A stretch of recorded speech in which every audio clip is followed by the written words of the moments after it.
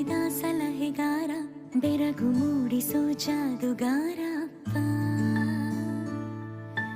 ಹಗಲು ಬೆವರಿನ ಕೂಲಿಕಾರ, ರಾತ್ರಿ ಮನೆಯಲ್ಲಿ ಚೌಕಿದಾರ, ಎಲ್ಲ ಕೊಡಿಸುವ ಸಾಹುಕಾರ ಅಪ್ಪ.